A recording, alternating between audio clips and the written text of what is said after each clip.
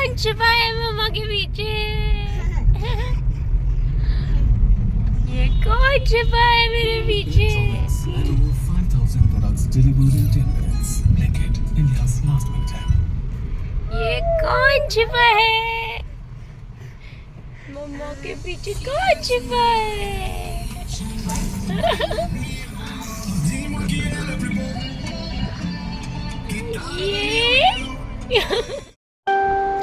Hello my YT family, कैसे हैं आप सब? आई होप आप सब अच्छे होंगे, स्वस्थ होंगे और अपना ख्याल बहुत अच्छे से रख रहे होंगे। तो आज का ब्लॉग मेरा शुरू हो रहा है। मैं कार में हूँ रास्ते से क्योंकि आज पूरा ब्लॉग बाहर का ही होने वाला है। ये 2 दिन की क्लिप है, संडे और सैटरडे की। थोड़ा सा लेट है व्लॉग बिकॉज़ आपको जैसे कि पता है, मैं हर ब्लॉग में आपको बताती हूँ कि मेरी बेटी छोटी है और मैं अकेले रहती हूँ, तो थोड़ा सा मैनेज करना मुश्किल हो जाता है। तो कई बार चीज़ें नहीं हो पाती हैं टाइम पे, बट कोई नहीं, आपके लिए मैं अपने जितना कोशिश कर सकती हूँ अच्छे से ब्लॉग लेके आती हूँ। प्लीज़ सपोर्ट करिए और सब्सक्राइब कीजिए मेरे चैनल को। कमेंट करके मुझे बताइए कि मुझे क्या इम्प्रूवमेंट करनी चाहिए और आपको मेरे ब्लॉग में क्या पसंद आता है।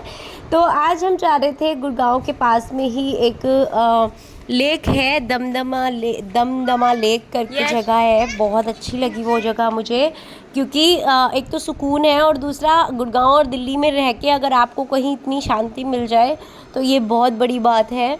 नहीं तो पूरा दिन, मतलब पता है आपको कि कितनी ज़्यादा फास्ट है, कितनी बिजी लाइफ है गुड़गांव दिल्ली की। तो यहाँ पास में ही एकदम पहाड़ों वाला फील आ रहा था। ये बहुत अच्छी, मतलब ज़्यादा बहुत बड़ा तो नहीं था, लेकिन काफ़ी अच्छी बड़ी लेक थी और जिसमें बोटिंग वगैरह भी हो रही थी और बहुत अच्छा लगा। और आज मौसम इतना ज़्यादा अच्छा था कि बारिश हल्की हल्की एकदम बादल हो रहे थे और यहाँ पे कैमल राइड वगैरह सब कुछ हो रहा था, मैगी वगैरह मिल रहा था और बहुत ज़्यादा अच्छा मिला सब कुछ। और बहुत अच्छा लगा यहाँ पे बोटिंग करके, और बहुत दिन बाद बोटिंग करी है मैंने। तो यहाँ सब वामी बहुत ज़्यादा खुश थी। और ये मौसम देखो अचानक से ऐसे हो गया था कि एकदम बहुत बादल से हो गए थे, बहुत ज़्यादा बारिश बस आने को ही थी। उससे पहले हम बस ये सोच रहे थे कि पूरी हो जाए हमारी ये बोटिंग, हम करके निकलें, उसके बाद बारिश आए, क्योंकि थोड़ा सा वामी का डर रहता है भीग गई तो बीमार होने का। बच्चे के साथ बहुत सारी चीज़ें होती हैं और यहाँ हमने बहुत सारे फ़ोटो लिए, बहुत सारी रील बनाई और वामी ने तो बहुत इन्जॉय किया। तो ये मैं आपको ज़रूर बोलूँगी कि दमदमा लेक आप लोग अगर गुड़गांव दिल्ली में हो तो जा सकते हो। बहुत ज़्यादा कुछ तो नहीं है, लेकिन हाँ अगर सुकून चाहिए, थोड़ा सा अच्छा वेदर हो जिस दिन, और अच्छा सा आपको कैमल राइड या कुछ भी करनी है तो वो आप कर सकते।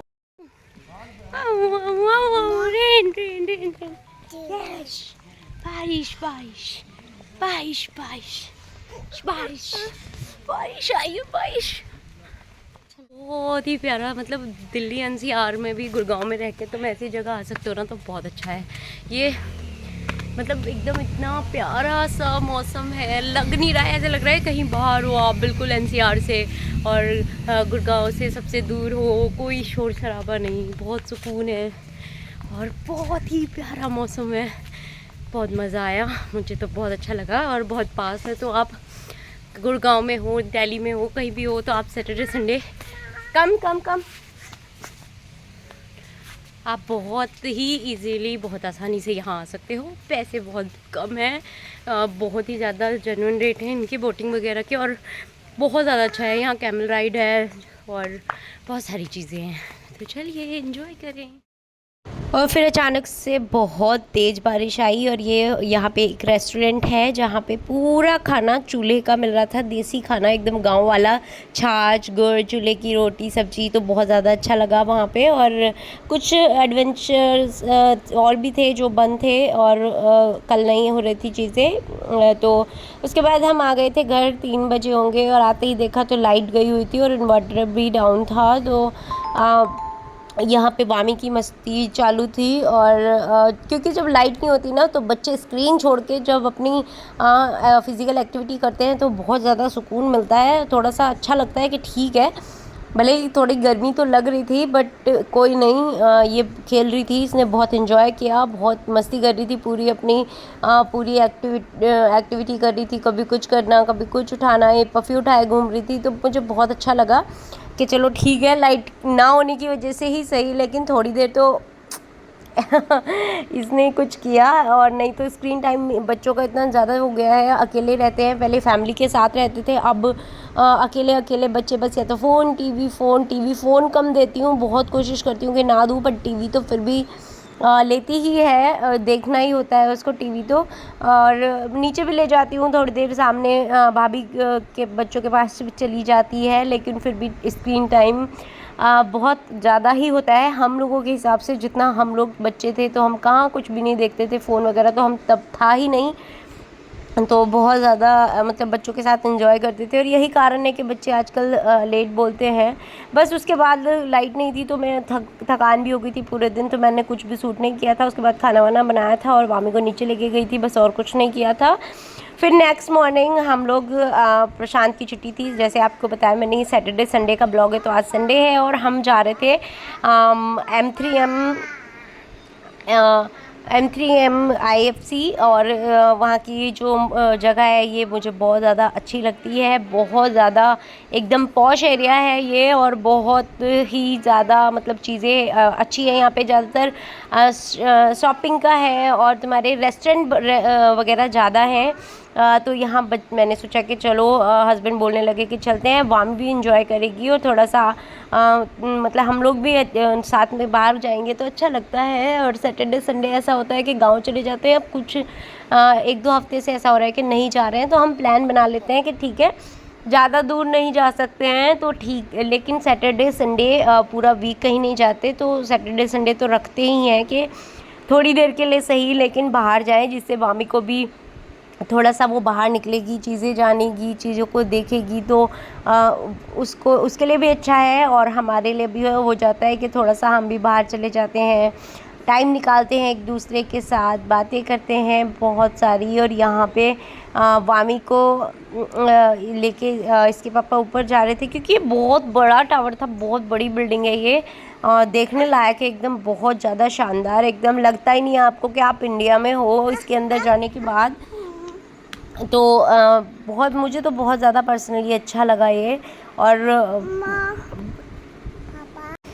यहाँ एकदम ऐसी फील आ रही थी कि ओ इंडिया से तो बाहर आ गए हैं। और गुड़गांव तो खैर है ही ऐसा, तो गुड़गांव तो बहुत ज़्यादा मतलब लगता है आपको कि आप इंडिया से बाहर ही हो।